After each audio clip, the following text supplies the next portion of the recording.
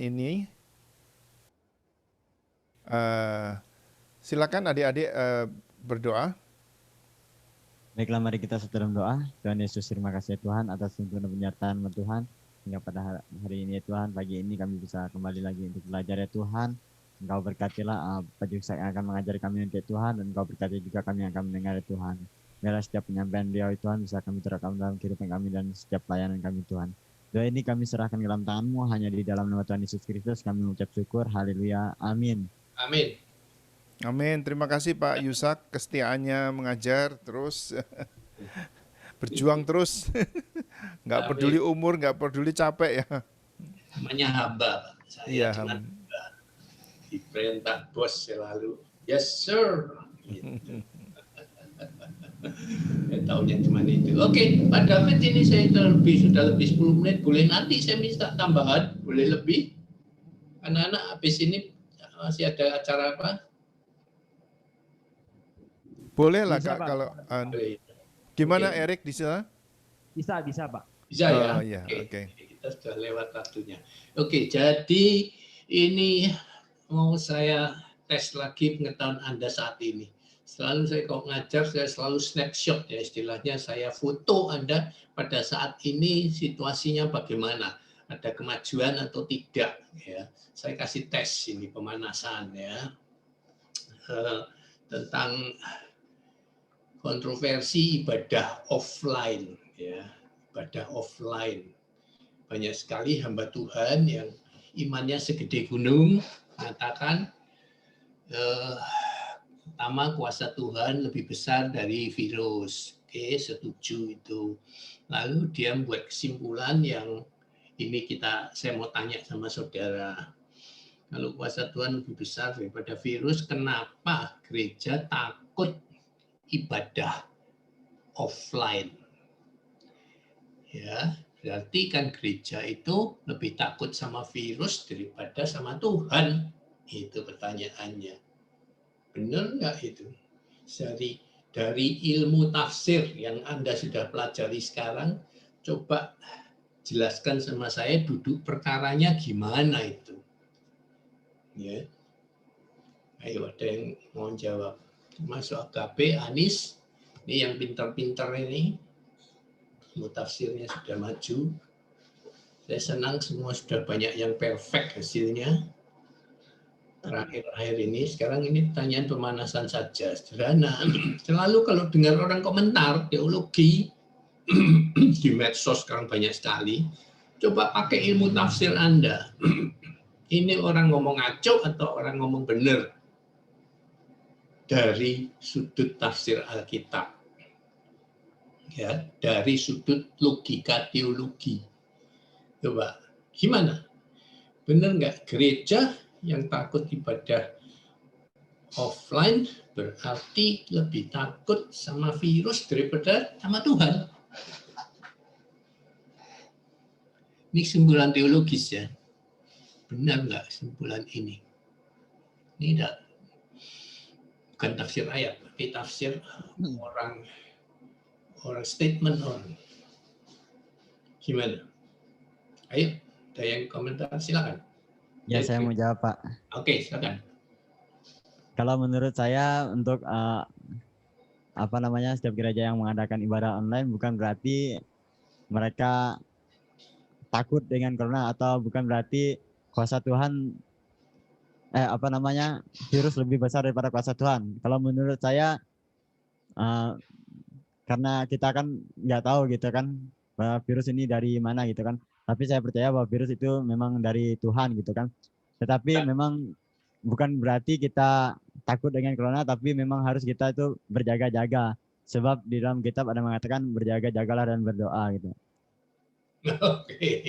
Oke, konteksnya ayat yang berjaga-jaga dan berdoa itu agak lain, tidak konteks sama virus itu. Oke, tidak apa-apa, tapi Anda berarti tidak setuju dengan statement yang mengatakan bahwa gereja yang takut ibadah offline berarti lebih takut sama virus daripada sama Tuhan. Ya, tidak setuju dengan statement itu ya. Jadi Anda setuju gereja lebih baik tetap ibadah online, gitu, betul nggak? Ya. Ya, oke. Yang lain pendapatnya, silakan. Yang pandangan, siapa yang benar tapi alasannya yang penting. Alasannya apa? Ya, jawaban tadi benar saya sih. Memang ngaco kalau mengatakan gereja tidak punya iman kalau takut ibadah Boleh saya dan sharing, Pak? sebagainya. Silakan. Oh iya silakan. Suaranya gedein Yuk. Pak Yonatan. Oke. Suaranya kurang gede. Kurang gede suaranya. Iya nggak kedengaran. Oh, Oke. udah kedengaran, lebih kedengaran. Kecil. Masih kecil, masih kecil. Waduh, Mungkin nggak harus tahu pakai kedengaran. pakai itu, pakai mikrofon. Itu jacknya kayaknya nggak Nah, itu jelas. kan. Yang ini pakai mic jelas. Oke, nggak apa-apa, dilanjutkan. Pakai mic aja, cukup jelas. Itu hilang, lagi keluar. Perbaiki. Iya mungkin yang lain dulu juga enggak apa-apa. Yang lain dulu, dilanjutkan. Yuk, kita ini sekarang mulai lebih banyak praktek daripada saya yang ngoceh, Anda yang ngoceh sekarang. Waktunya Anda mengeluarkan ilmu yang sudah Anda tangkap dari saya. Bisa diulangi lagi nggak Pak pertanyaannya Pak? Ya, jadi gereja yang takut ibadah di tempat itu berarti lebih takut sama virus daripada takut sama Tuhan. Itu statementnya. Jadi menurut Anda, bagaimana duduk perkara sesungguhnya menurut ilmu tafsir yang Anda sudah pelajari? Ya, kalau menurut saya mengapa mereka menutup gereja? Karena pertama yang kalau menurut saya mereka mematuhi mengikuti protokol gitu kan. Jadi kalau nggak nutup gereja kan nanti kan melanggar jadi. Itu yang pertama. Yang kedua Ibadah mungkin tidak dilarang. Sampai sekarang ibadah tidak dilarang. Itu yang saya sangat tidak setuju dengan pemerintah. Ibadah tidak dilarang karena mereka takut sih ya. Kalau bilang ibadah dilarang itu takut sama yang ekstrim itu. Tidak dilarang loh. Asal pakai protokol kesehatan ketat. Itu masalahnya Indonesia mana bisa protokol kesehatan ketat. Oke, ini terus lanjutkan. Tidak melanggar itu. Tapi oke lah, anggap saja melanggar. Terus gimana? Alasan lain. Itu alasan bukan teologis. Ada sih sedikit tunduk pada pemerintah. Oke, silakan terus. ya mungkin yang lainnya Alasan. mungkin karena mereka ada yang takut juga Pak karena kan sudah melihat banyak juga korban kan mereka. Oke, kalau benar-benar takut kalau ini berarti benar-benar takut sama virus. Ya mereka takut jadi kan mereka banyak ngelihat ya, udah banyak yang Kenyataan. korban kan jadi mereka takut nanti kalau meninggal kan apalagi belum bertobat nanti takutnya masuk neraka jadi ketakutan duluan gitu Pak. Oke, jadi benar lebih takut. Itu pernyataannya you anggap you setuju benar pernyataan itu. Gereja takut dan harus takut sama virus. Gimana? Benar gitu ya? Oke, ya apa bagus. Masuk akal normal lah. Ya. Halo Pak Yonatan. Ya, yang lain, ayo Anis, AKP, ayo silakan di tempat Anda. Ya Pak, kalau saya karena ibadah oleh pemerintah nggak dilarang ya berarti kita tetap boleh ibadah Lalu, offline dan tetap mengikuti protokol kesehatan yaitu kayak jaga jarak, pakai masker, tapi tetap boleh ibadah offline Pak. jadi Anda setuju gereja perlu ibadah offline untuk menunjukkan kita punya iman dan tidak takut sama sekali dengan virus. Setuju? Iya, karena kalau kita lihat di negara-negara luar kan mereka udah bebas, udah nggak ada pakai masker dan lain-lain. Gitu, Luar jangan dibanding sama Indonesia yang paling primitif di dunia. Kita tahu orang Indonesia sangat disiplin ya, pakai masker sangat disiplin kan dok. Ditaruh di leher, taruh di bawah hidung, nggak pakai sama sekali, peluk-pelukan. Ya, kemudian di pasar-pasar semua pakai protokol kesehatan enggak? Iya Pak, menurut saya tetap boleh ibadah Pak, karena buktinya orang di pasar atau dimanapun bebas-bebas aja gitu kan, kenapa kita ibadah nggak boleh misalnya gitu kan? Oke, Gitu, menurut saya sih. Hargai pendapat Anda. Oke. Ada yang lain? Tadi Pak Yonatan mau ngomong tadi. Silakan Pak Yonatan. Oke. Ayo Dengar Pak suara Yonatan. saya sekarang Ya, lebih baik. Suaranya lebih baik. ya, masih lumayan. masih ya kurang, tapi ya oke lah, enggak apa-apa lah. Apa sudah dengar? Oke. Ini kalau pendapat pribadi saya Pak ya. Ya. Bahwa COVID ini desain Tuhan. Bukan dari iblis. Amin. Sama seperti waktu Allah perintahkan Musa untuk ambil jelaga, ditabur ke udara, orang-orang Mesir semua pada bisul-bisul semua. Ya. Sama seperti waktu Tuhan perintahkan Musa angkat tongkatnya, lalu hujan es yang gede-gede,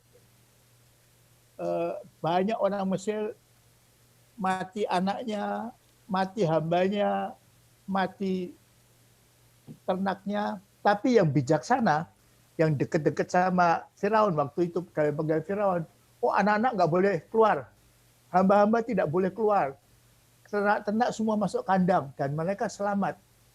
Jadi menurut saya sama seperti virus adalah bakteri, tikus, kecoa, ulat yang jorok-jorok, yang kotor-kotor itu kita harus belajar.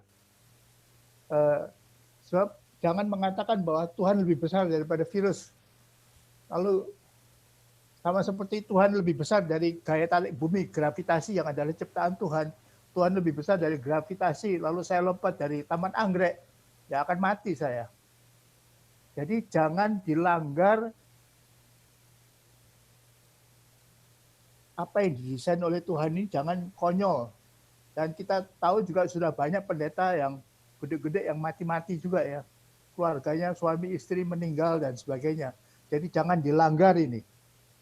Tapi kita pelajari.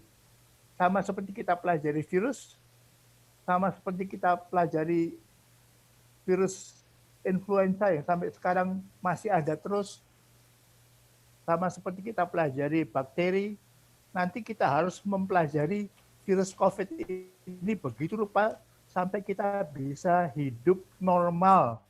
New normal ini ya, new normal, kita hidup dengan sejahtera walaupun sekitar kita banyak virus, sekitar kita banyak bakteri, ada bakteri yang baik, ada bakteri yang jahat. Demikian juga kita nanti menyesuaikan diri. Mungkin nanti akan kembali lagi ibadah tatap mukanya, saya tidak tahu. Mungkin tetap online juga nggak apa-apa. Mungkin desain Allah supaya kita itu tetap ibadah online yang tiap hari kita mau dengarkan di YouTube itu, ibadah itu bisa 24 jam sehari kita beribadah terus. Jadi kita diminta untuk new normal ini. Normal yang baru sekarang ini apa? Dengan adanya virus, dengan adanya bakteri, dengan adanya kecoa, dengan adanya, nah sama seperti waktu Allah perintahkan, ayo semua orang Israel masuk rumah, ambang pintunya dioles dengan darah domba. Kalau pada waktu itu saya mengatakan, wah, sebab malaikat maut akan lewat. Kalau saya ajak anak-anak saya, kita main di luar, kita main di luar. Waktu malaikat maut lewat ya, saya akan mati sama anak saya. Jadi jangan konyol seperti itu. Kita pelajari, kita bijaksana, dan kita menyesuaikan diri dengan new normal ini. New normalnya seperti apa saya nggak tahu. Mungkin di Amerika lebih canggih karena segala macam vaksinnya sudah didapatkan. Kita kan hanya pakai Sinovac sama Astra atau apa ya, yang belum tahu kecanggihannya seperti apa. Itu pandangan saya ya. Kita pelajari ini. Desain Tuhan, gravitasi ini pelajari. Gaya kinetik itu pelajari supaya kita tidak ngebut di jalan tol 200 km per jam, nanti kita pada mati nanti, tabrakan semua. Tapi itu desain daripada Tuhan, kayak kinetik ini. Sama seperti gravitasi adalah desain Tuhan. Jangan lompat dari taman anggrek tentunya ya. Itu pandangan saya kira-kira ya. Thank you Pak Yonatan. Itu sangat mendekati. Ya, jadi masalahnya duduk perkaranya di sini ya. Duduk perkaranya itu kita salah menafsirkan bahwa takut akan Tuhan itu diartikan sebagai kita harus ibadah offline di gedung gereja. Itu di sini duduk perkaranya yang paling salah. Ya. Dan selalu tadi ada yang mengatakan gereja tutup selama pandemi ini. Tidak ada gereja yang tutup sama sekali. Tidak ada. Saya tegaskan lagi, gereja tidak pernah tutup. Yesus yang menjanjikan, ya, I will build my church. Ya, saya akan bangun gereja ini di atas batu karang ini dan Allah mau tidak akan bisa menghancurkannya. Jadi gereja tidak pernah tutup. Kita tetap ibadah, ya, ibadahnya online offline tidak masalah. Ini yang dimasalahkan oleh orang yang legalistik. Loh, ibadah harus di dalam gedung gereja. Ini kesalahan utamanya, ya, sehingga dikaitkan kita takut ibadah di gereja, artinya kita lebih takut sama virus. Itu ngaco semua, ya. Jadi saya mau kaitkan tadi Pak Yonatan benar sekali, terutama pada tulah ke-10. Tulah 10 ingat, bangsa Israel pada waktu itu belum keluar dari Mesir karena terus ditahan oleh Firaun, lalu Allah akhirnya mengeluarkan tulah yang paling dahsyat. Semua anak sulung Mesir, bukan, salah, sorry.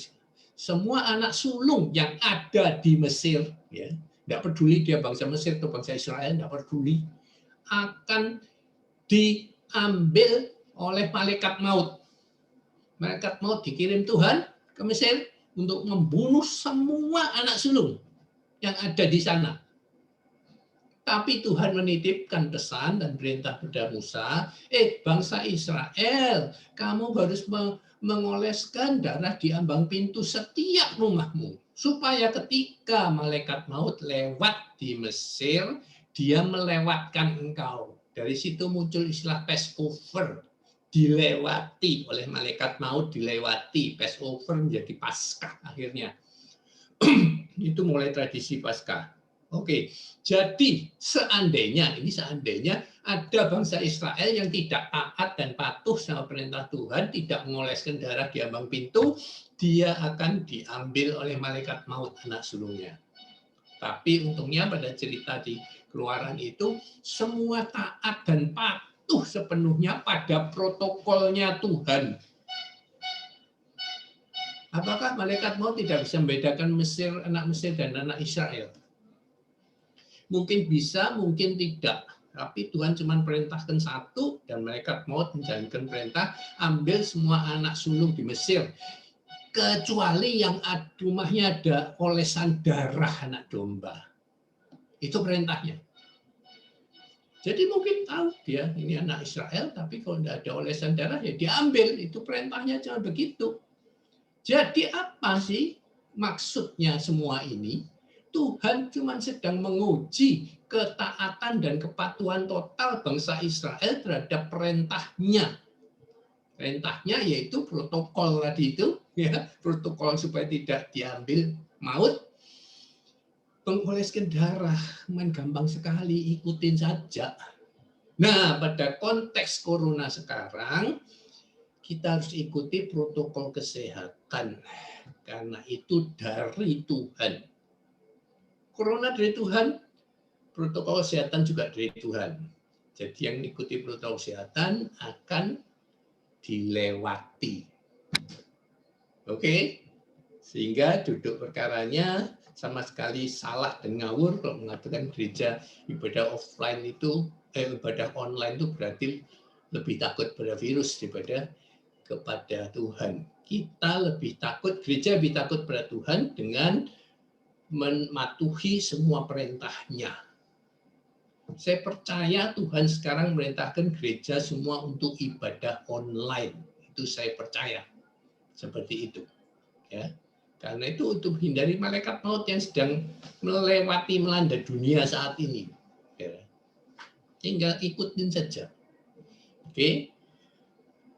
Jadi yang mengatakan tadi bahwa gereja takut, seharusnya tidak perlu takut, harus tetap ibadah di dalam gereja. Itu pertama Anda terkena legalistik, namanya praktek legalistiknya orang Farisi.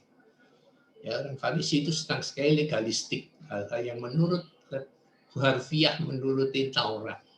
Ya.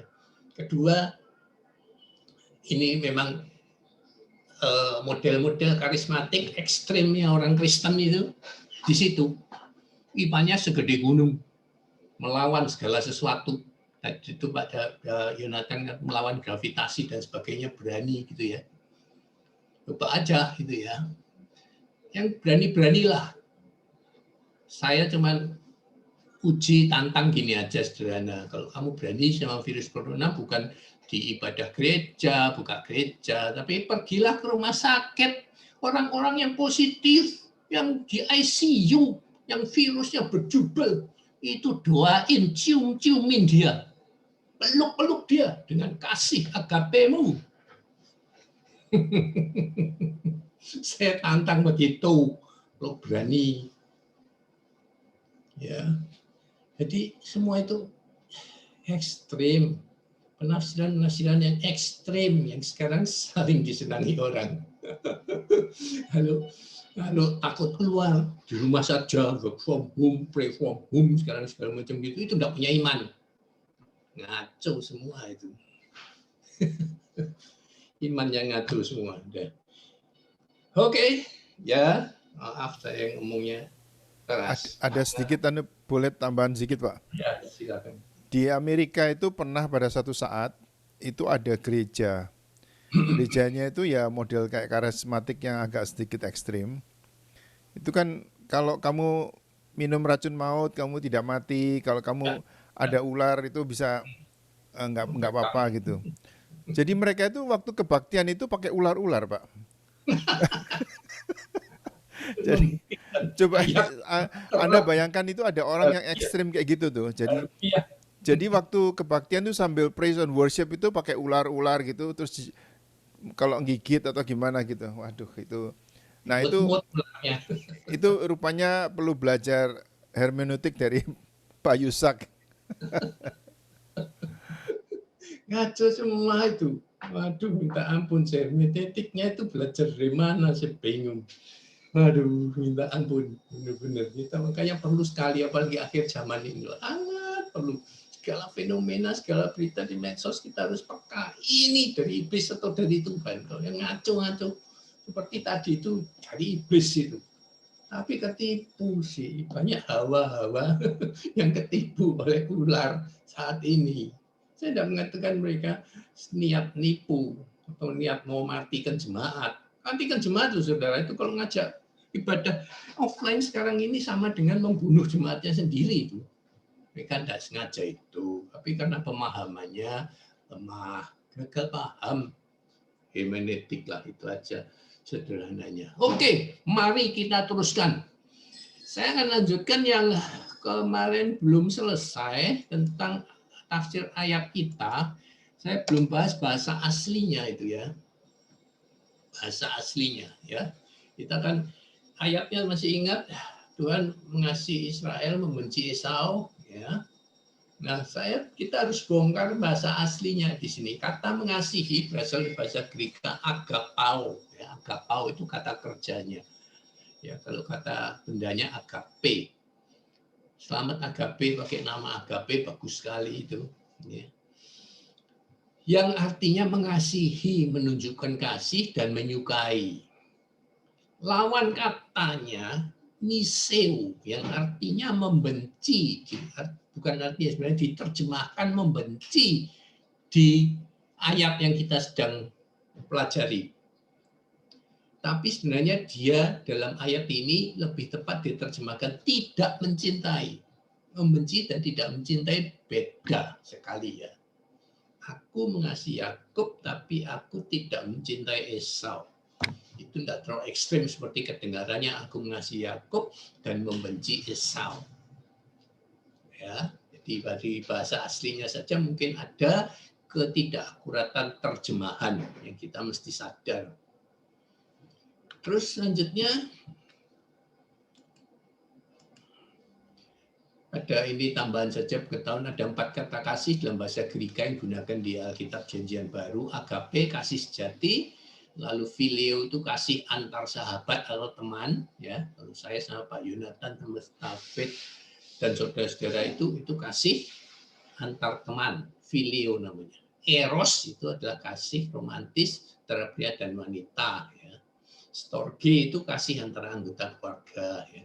Kita keluarga kita mengasihinya storge. Jadi bahasa Greka luar biasa lengkapnya sehingga dia bisa membedakan kasih yang bermacam-macam bentuk dan tingkatannya itu.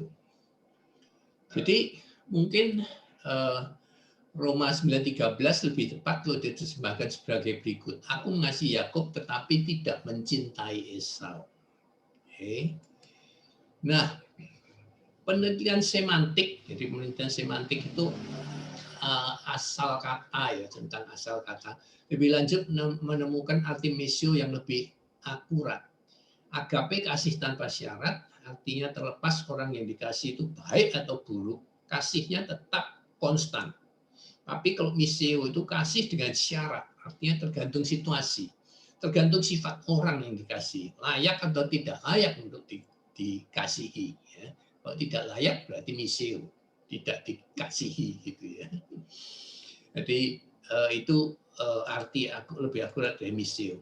Contoh misio di ayat yang lain ya, yang artinya tidak mencintai, diterjemahkan dengan benar tidak mencintai itu ada di Yohanes 12 ayat 25. Barang siapa mencintai nyawanya, ia akan kehilangan nyawanya. Tetapi barang siapa tidak mencintai nyawanya di dunia ini, ia akan memeliharanya untuk hidup yang kekal. Ya, jadi di sini pakai kata misio juga yang diterjemahkan dengan tepat pada ayat ini sebagai tidak mencintai. Oke. Lalu bagaimana dengan bangsa Israel yang sering sekali dihukum Tuhan? Bangsa Israel kan dikasih luar biasa, mutlak ekstrim. Tuhan mengasihi bangsa Israel mutlak sekali dan ekstrim sekali.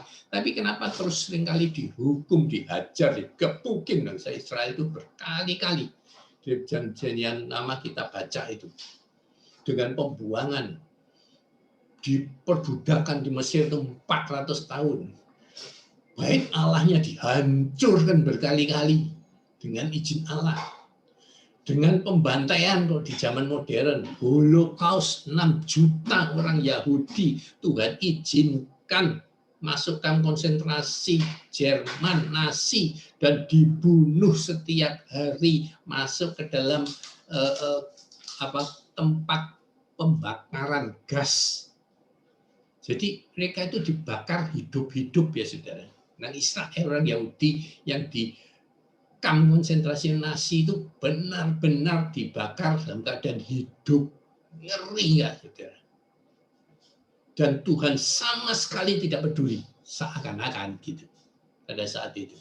Cerita-cerita dari orang-orang yang survive bisa selamat keluar dari kamp konsentrasi Nazi itu, menceritakan setiap malam itu mereka ada sebagian dari orang Yahudi diambil secara random, ditelanjangi bulat-bulat tanpa pakaian sama sekali, digiring di depan semua tawanan yang lainnya, masuk ke dalam kamar gas untuk dibunuh secara sangat-sangat kejam itu. Dan mereka bilang saat itu sunyi senyap semua orang Yahudi. Tetapi yang survive tadi berkata, aku mendengar dalam rohku semua orang menjerit saat itu. Where were you, God? Di manakah engkau Tuhan Allahku Yahweh? Di manakah engkau? Mereka semua berteriak dalam rohnya, dari rohnya pertanyaan itu yang mereka sangat tidak mengerti. Kenapa Tuhan biarkan itu terjadi? 3-4 tahun itu berlangsung, saudara. Mereka melihat setiap malam seperti itu. Dan roh mereka berteriak dan surga sepi sama sekali. Ngeri ya, saudara. Ngeri sekali. Tapi nyata juga setelah dipelajari di statistik, ada memang yang keluar dari selamat dari kamp konsentrasi itu 5% sudah jadi ateis. Udah nggak Tuhan-Tuhanan, nggak Yahweh-Yahwehan lagi. Aku nggak percaya sama sekali ada Tuhan. 5% jadi ateis. Itu kabar buruknya. Tapi kabar baiknya 85% imannya sangat meningkat dan bertumbuh dan makin percaya pada Tuhan. Bayangkan saudara. Bayangkan. Ngeri. Tapi hasilnya bagus sekali. Dan bangsa Israel sampai hari ini, dunia dengan kebencian yang oleh sebagian besar bangsa di dunia, hampir 90% bangsa dunia semua membenci Israel, tidak mempunyai hubungan diplomatik dengan Israel, mengutuk setiap hari Israel. Ngeri ya, ada bangsa seperti ini dibencinya, dikutuk oleh sebagian besar bangsa, termasuk bangsa kita mengutuk terus setiap hari Israel tanpa ngerti situasi dan kondisinya sama sekali. Banyak berdoa untuk bangsa Indonesia. Selama bangsa ini masih mengutukin Israel, bangsa ini akan dikutuk Tuhan. Itu firman yang mengatakan, siapa yang berkati Israel akan aku berkati, siapa yang mengutuk Israel akan aku kutuk. Sampai saat ini bangsa Indonesia masih dikutuk Tuhan dengan berbagai masalahnya. Karena satu hal ini. Tuhan Yesus memberkati Israel, saya cuma bisa mengatakan itu. Saudara dan saya harus terus berdoa, Tuhan Yesus berkati Israel. Ya, itu saja. Karena saudara dan saya akan diberkati. Ya, saya sebagai penutup saya ingin katakan sekali lagi, Rasul Paulus itu orang yang berpengetahuan dan salah satu ayatnya mengatakan pengetahuan itu sangat penting. Saudara. Pengetahuan sangat penting. Ya, sekarang ini kita perlu apa? Pengetahuan tentang COVID, tentang Corona. Ya. Sekarang ini kalau bicara kita harus tunduk pada otoritas sesuai dengan Roma 13 ayat 1-2. Tunduklah pada pemerintahan yang ada di dunia. Sekarang kita dalam situasi pandemi kita harus tunduk kepada otoritas kesehatan. WHO, dokter, rumah sakit, itu otoritas kesehatan yang kita harus tunduk, patuh, dan turutin. Jangan dilawan, jangan ngeyel. Sebab pengetahuan dari Tuhan. Sebab ada seorang roh memberikan karunia untuk berkata-kata dengan hikmat, dan pada yang lain roh yang sama memberikan karunia berkata-kata dengan pengetahuan. Ini karunia terbesarnya Paulus. Dia penuh kata-kata hikmat dan pengetahuan. Dan pengetahuan sangat penting. Karena kalau orang-orang ekstrem, karismatik, sering mengabaikan pengetahuan. Ilmu pengetahuan itu dari setan, dari iblis. Cenderung mbak engkau jadi ateis. Itu kalau orang-orang karismatik bilang. Itu Korintus 14 ayat 6. Jadi saudara-saudara, jika aku datang padamu dan berkata-kata dengan bahasa roh, apakah gunanya itu bagimu? Jika aku tidak menyampaikan padamu penyataan Allah atau pengetahuan atau nubuat atau pengajaran, jadi ini maksud Paulus setelah begini. Kalau engkau khotbah nanti ya, jangan pakai bahasa roh. Orang nggak ngerti, kamu nggak ngerti, omong kosong saja. Tapi kalau khotbah harus pakai bahasa yang dimengerti, pakai pengetahuan Alkitabmu yang dipakai dan bahasa roh. Saya tidak menentang sama sekali bahasa roh, saya berbahasa roh, tapi menggunakan bahasa roh adalah untuk menumbuhkan diri sendiri, bukan untuk membuat orang bertumbuh. Engkau khotbah raba-raba di mimbar tidak ada gunanya. Filipi 1:9-10, dan inilah doaku, semoga kasihmu makin melimpah dalam pengetahuan yang benar dan dalam segala macam pengertian, sehingga kamu dapat memilih apa yang baik supaya kamu suci dan tidak bercacat menjelang hari Kristus. Ini hari kita harus pakai pengetahuan yang benar, memilih apa yang baik. Kalau otoritas kesehatan bilang jangan berkerumun, ya jangan ibadah yang ramai-ramai. Tadi ngomong-ngomong ibadah diperbolehkan tuh hanya terbatas ya, 10 orang atau berapa gitu boleh. Itu aja yang diperbolehkan, lebih tidak boleh tetap. 1 Timotius 2:3-4. Itulah yang baik dan yang berkenan pada Allah, juru selamat kita yang menghendaki supaya semua orang diselamatkan dan memperoleh pengetahuan dan kebenaran. Di orang yang diselamatkan harus belajar pengetahuan dan kebenaran. Bukan cuma pengetahuan dan kebenaran firman Tuhan Alkitab, tapi juga pengetahuan umum yang sering diabaikan oleh gereja-gereja. Terakhir saya mau tutup dengan saya ini alumni dari HITS. HITS itu Harvest International Theological Seminary, saudara ya. HITS itu Harvest International Theological Seminary. Saya alumni itu. Beberapa tahun yang lalu, HITS membeli sebuah akademi komputer, akademi IT, akademi ilmu komputer. Ya, sekarang yang banyak laris sekali, sangat laris semua akademi yang ngajarin tentang IT. Komputer adalah masa depan. Masa depannya masih cerah sekali. Semua orang nanti akan pakai komputer dalam arti artificial intelligence itu semua dasarnya komputer. Dan di HITS kita menyadari sungguh-sungguh bahwa banyak hamba Tuhan, banyak lulusan teologi, STH, MTH, sampai DTH, doktor, itu hebat teologinya, tapi gak tahu komputer sama sekali. Pencet-pencet komputer sama sekali gak bisa. Gaptek. Jadi salah satu visi atau tujuan membeli akademi yang mengajarkan IT itu untuk menggabungkan di dalam HITS yang nantinya punya fusi akan menjadi university, bukan dari sekolah teologi ya. Kalau sekolah teologi itu di bawah Kemenak, di bawah Depak dulu ya, dan dianggap kelas bawah, tidak bermutu seperti Dikti yang ada di bawah Departemen Pendidikan Tinggi. Lalu kita sekarang punya HITS yang kedua, yaitu Harvest Information Technology Seminary. Menarik sekali saya ketika HITS membeli ini, karena di Harvest International Teologinya itu kurikulumnya 80% teologi, 20% komputer, 20% IT, mata kuliah IT 20%. Sedangkan yang di HITS Information Technology itu kurikulumnya 80% IT, 20% teologi. Hebat ya, menarik sekali. Jadi kita mau mengawinkan ini supaya seimbang.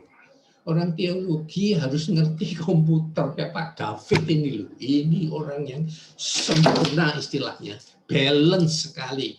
Teologinya pasti balance karena dia biasa berpikir secara komputasi, secara logika IT ya.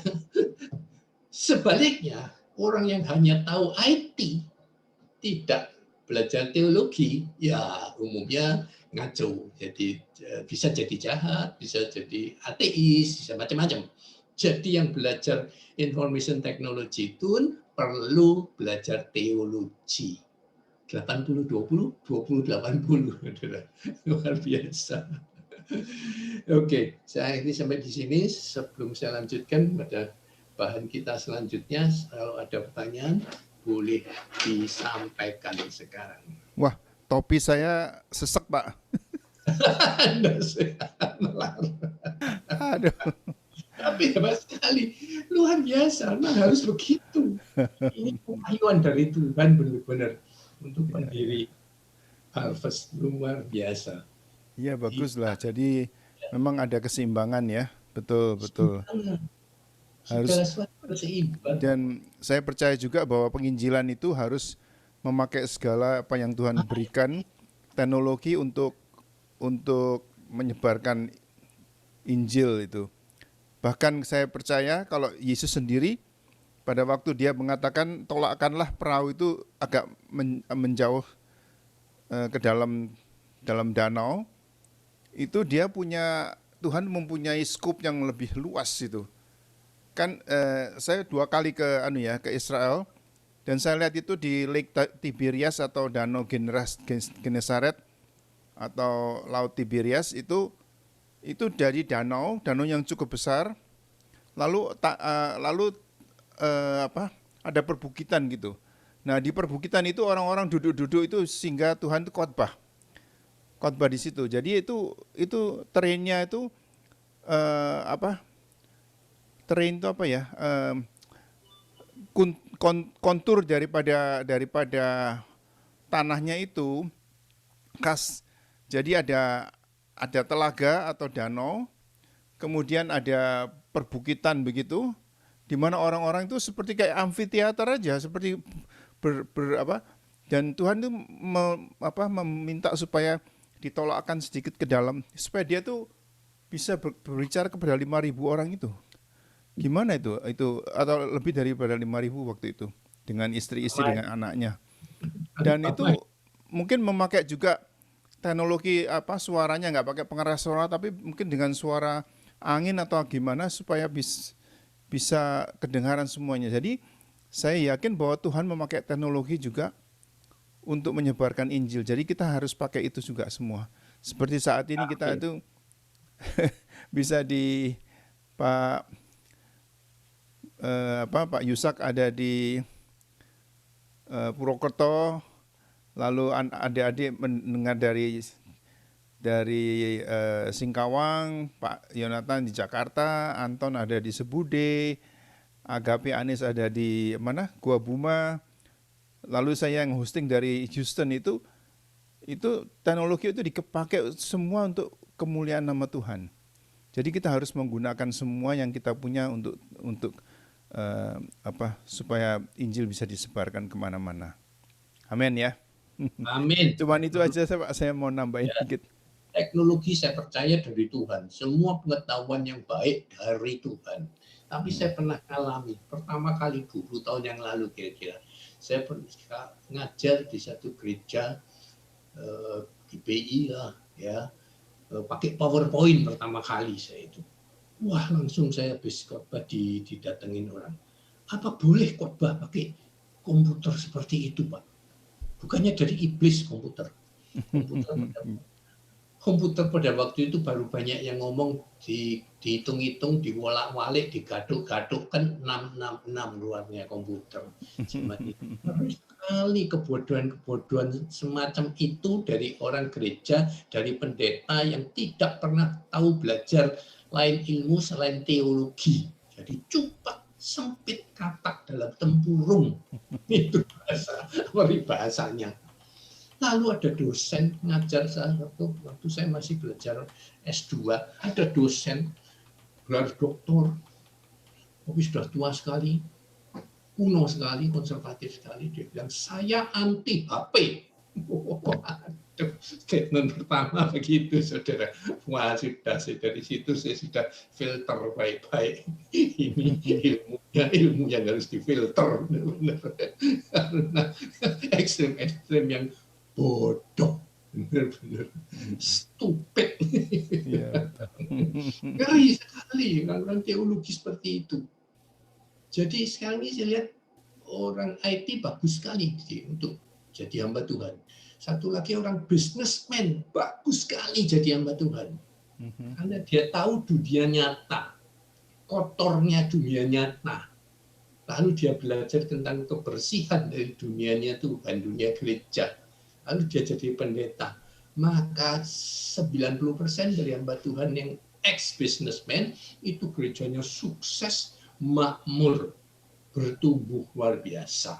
Karena dia pakai ilmu manajemen, pakai ilmu finance, pakai ilmu semua ilmu pengetahuan dunia yang sekuler sekali, yang tidak pernah dipelajari oleh orang pendeta lulusan teologi, ditambah pengalaman dia di dunia nyata, dia mengoperasikan gereja dengan semua kiat-kiat jurus-jurus bisnis sekuler.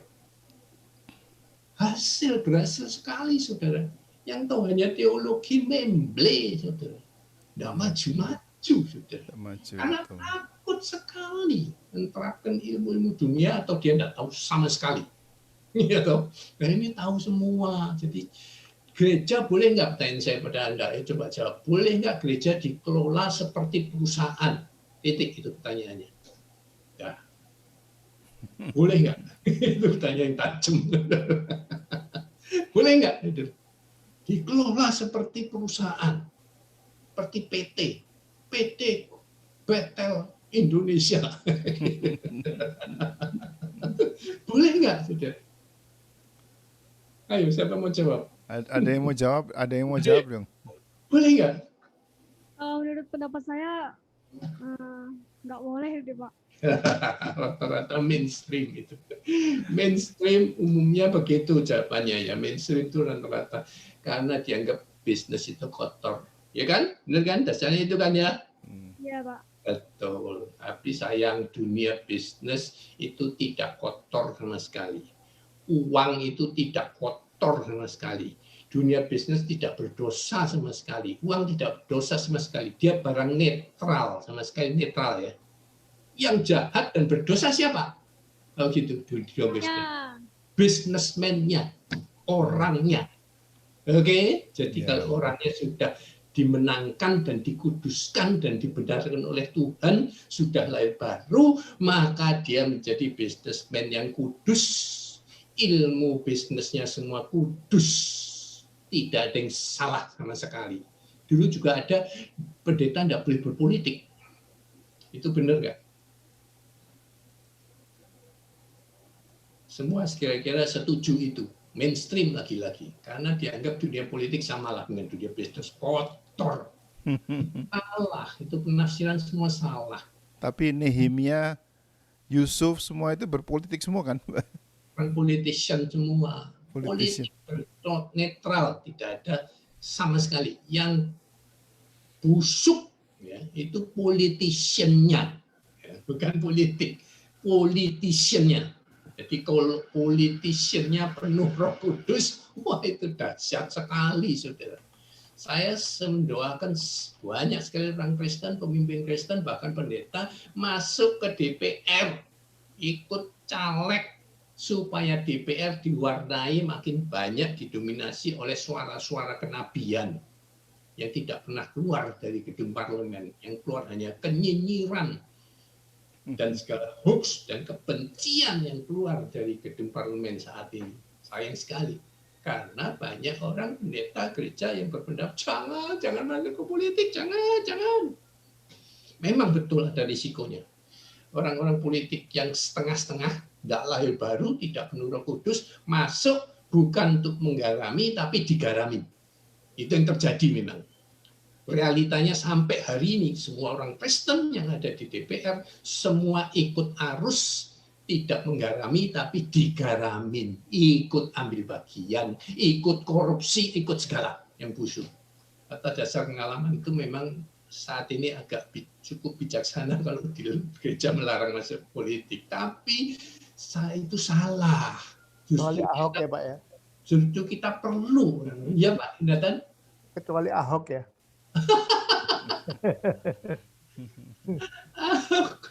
Ahok pun sekarang kontroversi, banyak yang anti dan banyak yang tetap simpati sama dia. Setelah dia cerai dan kawin lagi sama orang agama lain, waduh hancur ya, reputasi dia hancur total. Di mata beberapa orang Ahoker ya, tapi ada yang tetap fanatik. Oke, jadi tapi tetap diperlukan orang-orang yang seperti Ahok tetap diperlukan. Tapi Ahok jatuh sih. Jatuh pada kesombongan, cuma satu Ahok jatuhnya pada kesombongan. Itu dia hebat sekali, sukses sekali jadi gubernur, sombongnya kelewat-kelewat memang. Dan Tuhan sangat tidak suka orang sombong. Jatuh, yang gelundung. Habis. Oke, kita lanjutkan sekarang. Waktunya tinggal sedikit. Saya mau kasih tugas sama Anda. Minggu depan bulan baru Agustus saya akan terus kasih tes, kasih latihan ya, latihan lebih banyak latihan. Ayat bulan Agustus, tafsir ayat bulan Agustus tahun 2021. Diambil dari Yohanes 14 ayat 12 yang bunyinya, aku berkata kepadamu, sesungguhnya barang siapa percaya kepadaku, ia akan melakukan juga pekerjaan-pekerjaan yang aku lakukan, bahkan pekerjaan-pekerjaan yang lebih besar daripada itu. Sebab aku pergi kepada Bapa. Ini apa sih maksud ayat ini? Ya, tanya. Nanti saya kirim ini PowerPoint-nya supaya Anda jadi pekerjaan rumah Anda. Apakah ayat ini berbicara, tanya pertama ya dari saya, apakah ayat ini berbicara tentang mujizat yang Yesus lakukan? Artinya, kita, ayat ini berjanji dan berkata, bahwa kita ini dapat melakukan mujizat-mujizat yang Yesus lakukan. Bahkan lebih hebat daripada mujizat yang Yesus lakukan. Apakah ayat ini bisa ditafsirkan ke arah situ? Itu yang pertama. Pertanyaan kedua, apakah mungkin, pertanyaannya ini yang paling mengganggu saya sehingga saya angkat jadi kasus, studi kasus. Apakah mungkin kita, saudara dan saya ini dapat lebih hebat daripada Yesus? Mungkin enggak ini? Kan sepertinya sangat-sangat tidak mungkin. Etis pengganggunya saya di poin ini. Apakah janji ini dapat terjadi pada setiap orang percaya? Bahwa Tuhan janji setiap orang percaya, sebab kalimat permulaannya kan, aku berkata padamu sesungguhnya barang siapa percaya kepadaku. Itu pun bukan ayatnya. Ya. Jadi apakah janji ini dapat terjadi pada setiap orang percaya? Bisa melakukan mujizat. Ya. Oh, Yesus tercatat cuma membangkitkan orang mati 3 atau 4 orang, kita bisa membangkitkan 100 orang gitu. Yang COVID bangkit semua gitu ya, sudah mati kena COVID bangkit semua gitu ya. Atau kita bisa setiap orang buta kita pegang bisa melihat, orang lumpuh langsung bisa melompat-lompat, orang tuli semua bisa mendengar, itu kita doakan. Ini soal pertanyaan yang sangat mengganggu, benar saudara ya? Karena itu, apa maksud ayat ini sesungguhnya? Bagaimana menafsirkan secara benar-benar, secara teologisnya? Ini ayat sangat menantang, saudara. Ya, benar nggak, saudara? Ayat ini sangat menantang, saudara. Waduh, kalau saya punya kuasa seperti ini, waduh, udah saya melalang buana kemana-mana, saudara ya. Mungkinan ini yang dipegang benar oleh Pastor Andi Simon. Ya setiap hari ke pasar-pasar sekarang sudah reda, berhenti anunya, video-videonya yang mengerikan itu berhenti. Saya khawatir sekali, terus terang saya khawatir sekali dengan segala kegiatannya Andi Simon, bisa backfire luar biasa. Ini Indonesia, Bung. Ya. Oke. Ngerti ya ayatnya dan tugas Anda yang cukup berat. Tapi kontroversial sekali ayat ini. Sungguh-sungguh ini janji yang sangat dahsyat dan sangat-sangat nggak tahu apa artinya sangatnya gimana. Ada pertanyaan dengan tugasnya? Ya, Bapak. Jelas ya tugasnya ya? Ya. Gampang atau susah ayat ini? Susah. Susah? Susah gampang. Susah sekali menurut saya. Kalau Anda bisa menjawab ini luar biasa. Luar biasa. 50% saja bisa nyenggol kebenaran maksud ayat ini, saya sangat apresiasi. Buka semua sumber boleh. Open book semua. Tanya siapa saja pakar boleh. Oke? Cukup? Ya, Pak. Oke. Ya. Jadi ini tugas Anda minggu depan. Kerjakan. Saya serahkan ke Pak David. Yuk kita berdoa. Terima kasih Pak Yusak mengajar kita dengan setia. Salah satu silakan berdoa. Agapi Anis Anton juga boleh, silakan kalau mau berdoa. Yuk, siapa yang mau berdoa silakan langsung aja.